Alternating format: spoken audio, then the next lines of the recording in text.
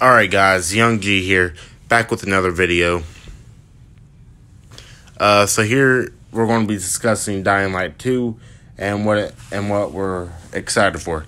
Alright, so it looks like we're getting a new main character for Dying Light 2, but it also looks like we're in the same place, Haram. I'm hoping we're still in Haram, but it'll be kind of cool to jump from place to place in this universe. And the reason why I think we're in Haran is because it makes more sense. Haran was such a big city, and from what I can gather from all my sources and E3 gameplay and everything, it's more immersive. It's more open world, and there's so much more you can do. Like, your choices depict how you play, or something like that. But I remember the gameplays that, like, it shows like water fountains set up in the city and people were drinking out of them, and sometimes the water fountains will stop. I think your choices will depict on that. Also, hopefully there's like some weather changing in this game. Like, of course it's gonna be daytime, safer in the daytime, right, than at nighttime, like the first game. But what I mean by weather changing, of course, it's what it means. I think we had it in the first game. I'm not sure. I'll have to go back and play the first game again. But like rain, snow, and like stuff like, and really strong winds. And of course the whole Dying Light is all about it's safer in the daytime than nighttime. If you go out at nighttime, then you can get through it. But, and I guess if it's anything like the first game, which it should be, then, sorry guys, then, you get really good XP,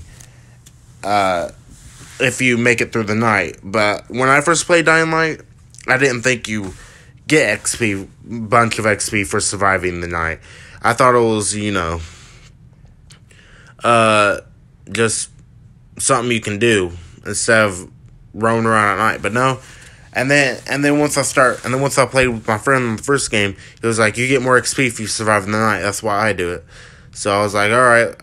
When I played by myself, I gave it a try, and yeah, it's worth it. Sometimes, and you don't have to run around at nighttime if you want that XP. You can just like find a high place with no zombies, where no zombies can get in, and hide there and wait until morning, which is kind of boring, but if you want that XP, it's worth it.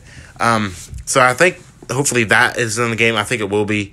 Hopefully they got more stuff that I heard there was going to be like character customization, of course, like the first game, picking new outfits and such. But not only that, where you can like hopefully upgrade your weapon, where you can upgrade your weapons, I think in the first game, but more upgrading in this game than before, and more customization, more gameplay time I definitely want, and more resources, hopefully, because I heard it was going to be more immersive, more open world than before. Your choices define how your story goes, and of course, since there's that, the choices define how your story goes. There's more than one choice. Unlike the first game, then basically we're going to probably get multiple endings, of course, because usually games with a couple choices is usually when we get games like that, usually there's multiple endings. There's never not been multiple endings if we had a game like that. So I can't wait for what the endings is. Maybe one of the endings will be the main character dies. But we'll see. And I'm wondering who the voice actor for this game is on the main character. Hopefully there is a voice actor. I think I think there will be. Honestly, sorry I can't talk today. If there isn't, then I'll still play the game, of course. Like, you're not going to play a game over a voice actor. But of course, in the gameplay, the gameplay trailer that released for E3 2018 didn't have the main character talk. I don't think I need to go back and watch it. I'm pretty sure it didn't, because they're not going to release what the voice actor sounds like in the trailer. They're going to wait until probably the full game comes out, or the final trailer comes out or something for it, and then release it. But more likely they're going to wait until the full game releases to release it. I don't know why I'm so focused on the main character. It's just going to be cool on how he sounds. It's not going to be the first main character, because of course it's not Kyle Crane. Alright, now this is the second image I got. This seems like, I believe this is our main character. He looks badass as hell, but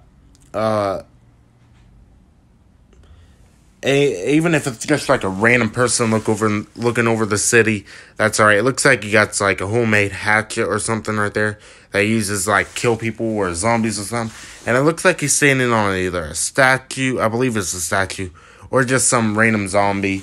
I don't know. I think it's a statue though, built for the city. And he's just like, yo, I'm about to tear this shit up. And hopefully there's like at least 18 plus hours of gameplay. And this one, like there was on the first one, I believe the first one.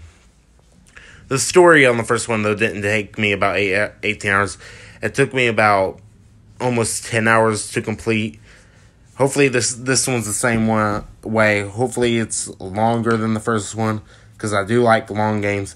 I mean, games are kind of cool when they're short, because you're like, yo, I beat that game. You can show your friends on how to beat it if they haven't beat it yet, if they think it's hard.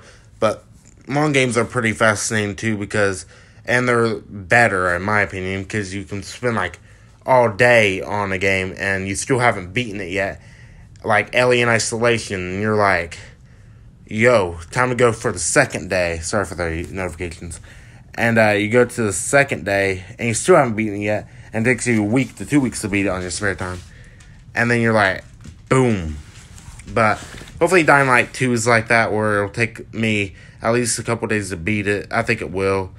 But this poster looks fast as fuck. It's one of my favorite posters so far for Dying Light 2. And let's go to, I think, the final image here. It's just Dying Light 2. And I think this image doesn't have nothing to say about it. Just the title, Dying Light 2.